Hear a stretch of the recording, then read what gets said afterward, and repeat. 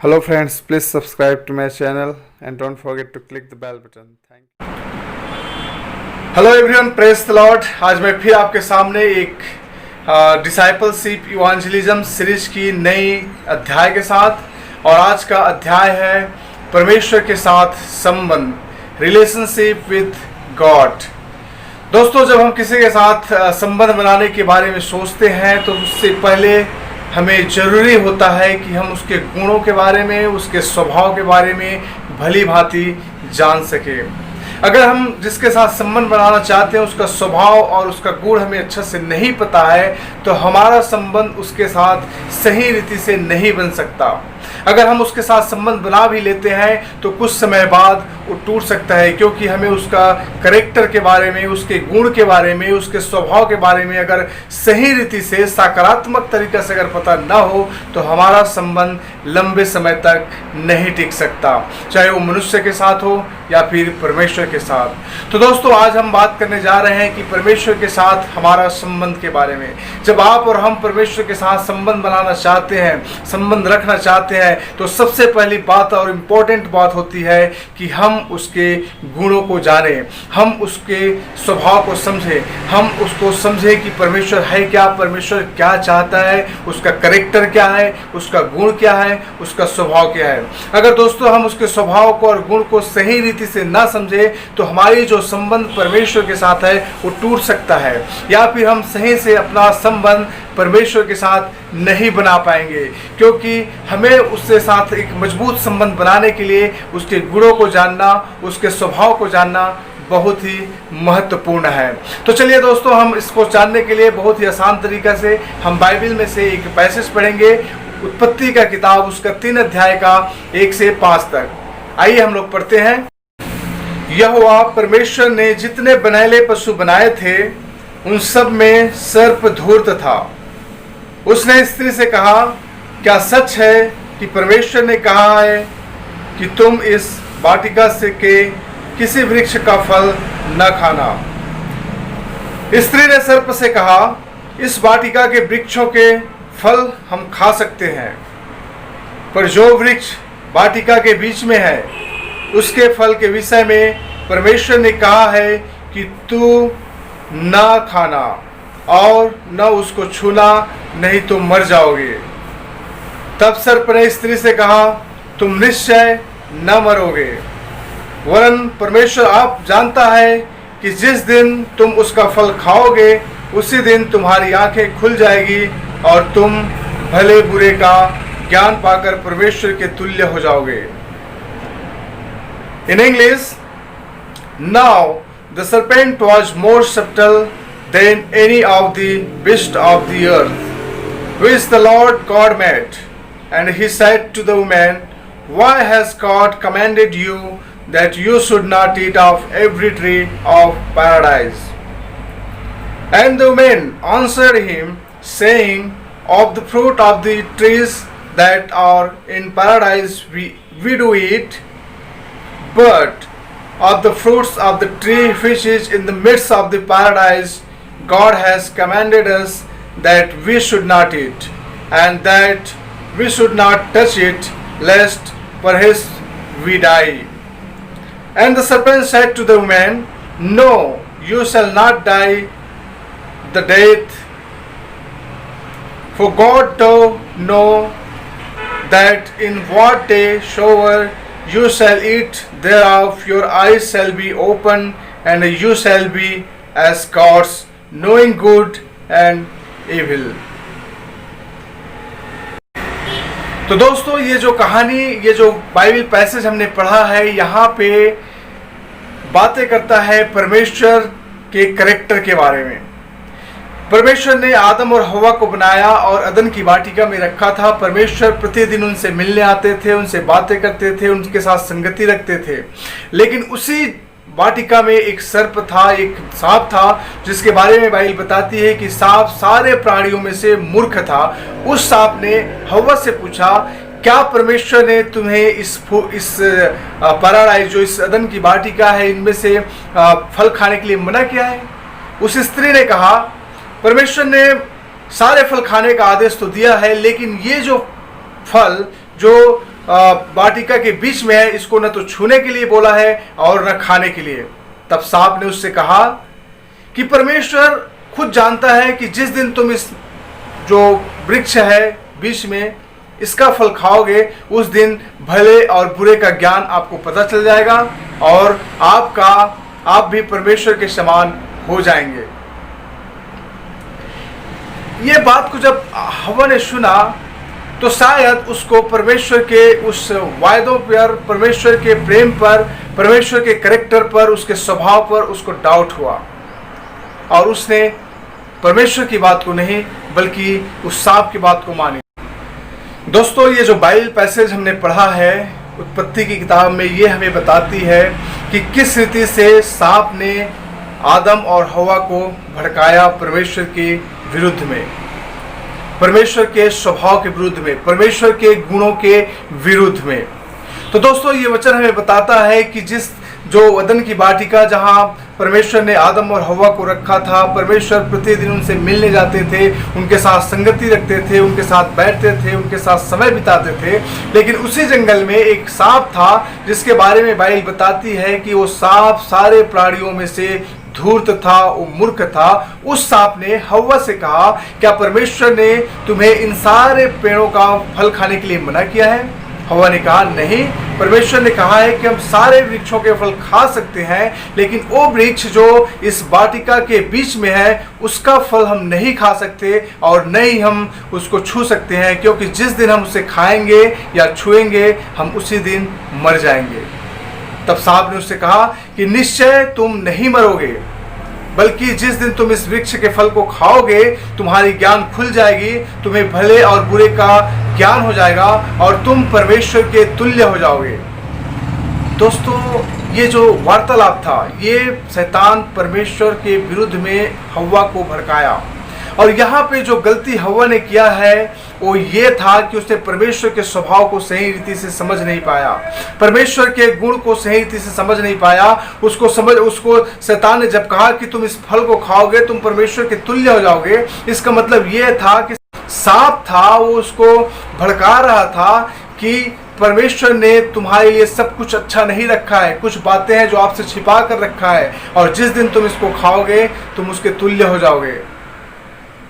आदम और हव्वा ने उस शैतान की, उस सर्प की बातों को सुना और उस फल को खाया और पूरे दुनिया को पाप में ढकेल दिया। उनके डिसओबीडियंस के कारण, उनके अनाज्ञाकारिता के कारण सारे मानव जाति पापी बन गए। तो दोस्तों, यहाँ पे हम एक चीज़ देखते हैं कि ऐसा कैसे हुआ उनके जीवन में, क्योंकि उन लोगों ने परमेश्वर के कैरेक्टर को, परमेश्वर के स्वभाव को, परमेश्वर के गुण को या परमेश्वर को सही रीति से नहीं समझ पाया। संगति तो करते थे, साथ में तो रहते थे, परमेश्वर आता था, बातें करते थे, लेकिन उन लोगों को परमेश्वर पर विश्वास नहीं था, क्योंकि परमेश्वर के गुण को, परमेश्वर को सही रीति से लोग समझ नहीं पाए। उनको वास्तव में लगने लगा कि परमेश्वर उनसे कुछ छुपा रहा है, उनको वास्तव में लगने लगा कि परमेश्वर नहीं चाहता कि वे लोग सर्वश्रेष्ठ चीज़ों को हासिल कर सके, बल्कि उन लोगों ने परमेश्वर के नहीं उस सांप की बातों पर विश्वास किया और उस फ्रूट को खाया और सारे मानव जाति को पाप के बंधन में ढकेल दिया। दोस्तों, हमारी जो संगति है ये ऐसा ही होता है, चाहे हम मनुष्य के साथ करें या परमेश्वर के साथ। अगर हम उसके कैरेक्टर के बारे में सही रीति से हमें नहीं पता है तो हमारी जो संबंध है वो ज़्यादा दिन तक नहीं चल पाता है, क्योंकि अगर हमें उससे मिसअंडरस्टैंड करते हैं, किसी हमारा, चाहे वो दोस्त हो या फिर हमारा फैमिली मेम्बर हो या कोई भी व्यक्ति जिसके साथ हमारा संबंध है, अगर हम उसके कैरेक्टर, उसके स्वभाव को सही रीति से नहीं जानते हैं, उस व्यक्ति को हम सही रीति से नहीं समझ पाते हैं, तब हम मिसअंडरस्टैंड करते हैं, गलत रीति से समझते हैं और हमारा संबंध टूट जाता है। बहुत सारे संबंध टूटने का एक ही रीजन है कि हम उसको सही रीति से समझ नहीं पाते। और यहाँ पर परमेश्वर और मनुष्यों के बीच का जो संबंध टूटने का एक ही कारण था कि मनुष्य परमेश्वर के संबंध को सही रीति से इसलिए नहीं समझ पाए कि उसके कैरेक्टर को समझ नहीं पाया, उसके गुणों को समझ नहीं पाया। दोस्तों, कई बार हम परमेश्वर के साथ संबंध इसलिए नहीं बनाना चाहते या हमारा संबंध टूट जाता है क्योंकि परमेश्वर का जो स्वभाव है उसको हम सही से समझ नहीं पाते। हमें लगने लगता है कि परमेश्वर एक कठोर परमेश्वर है, परमेश्वर हमसे प्यार नहीं करता, परमेश्वर हमसे घृणा करता है, या परमेश्वर हमसे प्रेम नहीं करता। दोस्तों, कई बार हम परमेश्वर के स्वभाव को सही रीति से समझ नहीं पाते, इसलिए भी हमारा संबंध उसके साथ टूट जाता है। आइए हम लोग परमेश्वर का इस स्वभाव को और गहराई से जानने के लिए हम एक वचन को पढ़ेंगे। वो है नंबर गिनती का किताब, उसका 15 अध्याय का 32 से 36 पद तक। आइए हम इसे पढ़ते हैं। जब इस्राएली जंगल में रहते थे, उन दिनों एक मनुष्य विश्राम के दिन लकड़ी बीनता हुआ मिला, और जिनको वह लकड़ी बीनता हुआ मिला वे उसको मूसा और हारून और सारी मंडली के पास ले गए। उन्होंने उसको हवालात में रखा, क्योंकि ऐसे मनुष्य से क्या करना चाहिए वह प्रकट नहीं किया गया था। तब यहोवा ने मूसा से कहा, वह मनुष्य निश्चय मार डाला जाए। सारी मंडली के लोग छावनी के बाहर उस पर पत्थरवाह करें। सो जैसा यहोवा ने मूसा को आज्ञा दी थी, उसी के अनुसार सारी मंडली के लोगों ने उसको छावनी से बाहर ले जाकर पत्थरवाह किया, और वह मर गया। In English, and it came to pass, when the children of Israel were in the wilderness and had found a man gathering sticks on the Sabbath day, that they brought him to Moses and Aaron and the whole multitude, and they put him into prison, not knowing what they should do with him. And the Lord said to Moses, let that man die, let all the multitude stone him without the camp. And when they had brought him out, they stoned him, and he died as the Lord had commanded. तो दोस्तों, ये जो Bible passage हमने गिनती की किताब से पढ़ा है, इस पैसेज को पढ़ने से हमें लगता है कि परमेश्वर बहुत ही कठोर था। परमेश्वर ने आज्ञा दिया। एक व्यक्ति था जो शपथ के दिन लकड़ी बीनता हुआ पकड़ा गया, जबकि शपथ के दिन उनको विश्राम करना था, उसको कोई काम नहीं करना था, लेकिन वो लकड़ी बीन रहे थे और वो पकड़े गए, और उसको लोग मंडली के पास लेकर गए, मूसा के पास लेकर गए, और मूसा ने परमेश्वर से दुआ की। परमेश्वर ने उनको बताया कि इस व्यक्ति को मार डाला जाए। इस पैसेज को जब हम पढ़ते हैं तो हमें लगता है कि परमेश्वर एक बहुत ही भयानक और दर्दनाक मौत कैसे एक व्यक्ति को दे सकता है।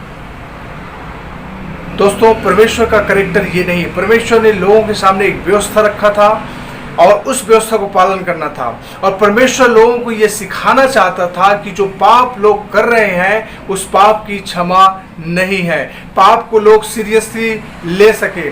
इसलिए ये कदम परमेश्वर ने उन लोगों के सामने उठाया, उस व्यक्ति को मृत्यु के लिए पहुंचाया। इसका मतलब ये नहीं था कि परमेश्वर हार्ड है, परमेश्वर लोगों से प्यार नहीं करता है, ऐसा नहीं था। परमेश्वर लोगों से, इसराइलियों से चाहता था कि वो लोग इस जो डिसओबीडियंस के सीरियसनेस को समझे, अनाज्ञाकारिता की गंभीरता को समझे। इसलिए परमेश्वर ने आज्ञा उनको दिया था। परमेश्वर ने लोगों के सामने व्यवस्था इसीलिए रखा कि लोग इस बात को जाने कि वो अपने आप में कुछ नहीं कर सकता, वो अपने कमाई के द्वारा परमेश्वर के प्यार को प्राप्त नहीं कर सकता, वो अपने मेहनत के द्वारा परमेश्वर के दया को ग्रहण नहीं कर सकता, बल्कि परमेश्वर दयालु है, वो उनसे प्रेम करता है। लेकिन लोग इस बात को समझे कि परमेश्वर की बात को समझे कि वो अपने आप, मनुष्य अपने आप में कुछ नहीं कर सकता, उन्हें एक उद्धारकर्ता की जरूरत है, और ये था रीजन व्यवस्था को देने के लिए। तो दोस्तों, हम जब परमेश्वर के स्वभाव को गलत रीति से अगर मिसअंडरस्टैंड करते हैं, हम उसके साथ संबंध नहीं कर सकते, हमारा संबंध उसके साथ अच्छा नहीं बन सकता। आज हम इस दुनिया में देखते हैं, बहुत सारे लोगों को हमने कहते हुए सुना कि अगर हम किसी दिन कोई चर्च नहीं जा पाए, वो दुखी हो जाते हैं, उनको लगने लगता है वो आज मैं चर्च नहीं जा पाया, परमेश्वर मुझसे नाराज हो गया होगा। किसी दिन अगर बाइबल नहीं पढ़ पाया, वो लोग उसको सोचते हैं कि आज मैंने बाइबल नहीं पढ़ा, या फिर एक सप्ताह से मैंने बाइबल नहीं पढ़ा, परमेश्वर मुझसे नाराज हो गया, परमेश्वर मुझसे दुखी हो गया। कई बार लोग कहते हैं कि मैंने एक सप्ताह से प्रार्थना नहीं किया, या फिर मैं समय नहीं बिता पाया परमेश्वर के साथ, परमेश्वर मुझसे नाराज हो गया। कई ऐसी बातें हैं जो हम करते हैं और हमें लगता है कि परमेश्वर हमसे नाराज हो गया, परमेश्वर हमसे दुख हो गया, परमेश्वर हमसे दूर हो गया, लेकिन ऐसा कुछ नहीं है। दोस्तों, आपने परमेश्वर के स्वभाव को सही रीति से समझा नहीं है। आपके बाइबल नहीं पढ़ने से, आपके चर्च नहीं जाने से, आपके प्रार्थना नहीं करने से परमेश्वर आपको कोई दंड नहीं देने वाला है। मतलब ये है कि आप बाइबल पढ़ने के द्वारा, चर्च जाने के द्वारा, प्रार्थना करने के द्वारा परमेश्वर के अटेंशन को प्राप्त करना चाहते हैं, परमेश्वर के प्यार को प्राप्त करना चाहते हैं, परमेश्वर के दया को प्राप्त करना चाहते हैं, लेकिन ये गलत है। आप बाइबल नहीं पढ़ोगे, चर्च नहीं जाओगे, प्रार्थना नहीं करोगे, फिर भी परमेश्वर आपको प्यार करेगा। वो इसलिए प्यार नहीं करता कि आप बाइबल पढ़ते हो, चर्च जाते हो या प्रार्थना करते हो, बल्कि परमेश्वर इसलिए प्यार करता है कि वो दयालु परमेश्वर है। वो पिता परमेश्वर प्रेम से भरा हुआ, वो आपसे प्यार करता है। उसने कोई आपके सामने कंडीशन नहीं रखा है कि आप ऐसा करोगे तभी आपको प्यार करूंगा। उसने पुराना नियम में लोगों को व्यवस्था दिया, वो इसलिए नहीं दिया कि इस व्यवस्था को पूरा करोगे, 10 आज्ञाओं को मानोगे तभी मैं तुमको प्यार करूंगा, तभी तुम मेरे दया के वारिस हो जाओगे। नहीं, बल्कि वो 10 आज्ञा इसलिए दिया था कि लोगों को समझ में आ जाए कि वो 10 आज्ञा की कोई पूरा नहीं कर सकता और उसको पूरा करने के लिए एक उद्धारकर्ता की जरूरत है, उसको परफेक्ट होने के लिए उद्धारकर्ता की जरूरत है। और आज भी परमेश्वर हमारी परफॉर्मेंस के ऊपर हमें प्यार नहीं करता। दोस्तों, कई बार हम बहुत सारे लोगों को ये कहते सुने हैं, लोग हम अपने परफॉर्मेंस के ऊपर परमेश्वर के अटेंशन को प्राप्त करना चाहते हैं, हम अपने कर्मों के द्वारा परमेश्वर के प्यार को प्राप्त करना चाहते हैं, हम अपने कुछ कार्य करके परमेश्वर के दया को प्राप्त करना चाहते हैं, लेकिन हम ऐसा करने से हम परमेश्वर के प्रेम को नहीं प्राप्त कर सकते। परमेश्वर हमसे प्यार करता है, he is already pleased with us, वो ऑलरेडी हमसे खुश है। हमें परमेश्वर को खुश करने की जरूरत नहीं है। अगर खुश हमें परमेश्वर को करना है तो सिर्फ विश्वास करने के द्वारा। हमारे कार्यों से परमेश्वर खुश नहीं होता, हमारे परफॉर्मेंस से परमेश्वर खुश नहीं होता, बल्कि अगर परमेश्वर को खुश करना है तो उस पर विश्वास करने के द्वारा। तो दोस्तों, आप परमेश्वर के स्वभाव को मिसअंडरस्टैंड ना करें। अगर आप बाइबल बाई चांस, अगर आप, मैं ये नहीं कहता कि आप बाइबल मत पढ़ो और चर्च मत जाओ या प्रार्थना मत करो, मेरा कहने का मतलब ये बिल्कुल नहीं है। आप बिल्कुल मिसअंडरस्टैंड ना करें कि मैं ये नहीं कहता कि आप बाइबल बिल्कुल मत पढ़ो और चर्च मत जाओ और संगति ना करो। परमेश्वर चाहता है आप बाइबल पढ़ो, परमेश्वर चाहता है आप संगति करो, परमेश्वर चाहता है आप प्रार्थना करो, आप आराधना करो, लेकिन इसको ये सोर्स मत समझो कि इसको प्रार्थना करने के द्वारा, बाइबल पढ़ने के द्वारा, संगति करने के द्वारा परमेश्वर का प्रेम को मैं पाऊंगा बहुतायत से। ये मिसअंडरस्टैंडिंग है मेरे प्रियो। परमेश्वर के प्रेम को पाने के लिए, परमेश्वर की दया को पाने के लिए हमें परफॉर्म करने की जरूरत नहीं है, हमें कुछ एक्स्ट्रा ऑर्डिनरी करने की जरूरत नहीं है। परमेश्वर ऑलरेडी हमसे प्यार करता है, उसका दया ऑलरेडी हम पर है, वो पहले से हमें प्यार करता है। इसीलिए जब हम पापी थे तभी मसीह हमारे लिए क्रूस पर मरा। अब जब आप सोचो कि जब हम पापी थे तब मसीह हमारे लिए क्रूस पर मरा, तो अभी तो हम उसके लहू से धोए हुए हैं, अभी तो हम उसके लहू से क्लीन किए हुए हैं, तो वो हमें कितना प्यार करता होगा। तो दोस्तों, आज हम कई बार परमेश्वर के स्वभाव को समझ नहीं पाते। जिस रीति से आदम और हव्वा ने परमेश्वर के स्वभाव को सही रीति से समझ नहीं पाया। अगर आदम और हव्वा परमेश्वर के स्वभाव को जानते कि परमेश्वर दयालु है, उनसे प्यार करता है, उनसे कुछ छिपा कर नहीं रखा है, तो कभी भी वो लोग शैतान की बातों को नहीं सुनते। आज इस संसार में भी ऐसा ही होता है, हम परमेश्वर की बातों को नहीं जानते, परमेश्वर को नहीं समझ पाने के कारण शैतान के संसार की बातों को सुनते हैं, संसार की रीति के अनुसार अपना जीवन व्यतीत करते हैं, संसार के लोगों के साथ हम संगति करते हैं, संसार के लोगों के साथ अपने स्वभाव को मिला देते हैं, क्योंकि हम परमेश्वर को, स्वभाव को सही रीति से नहीं जानते।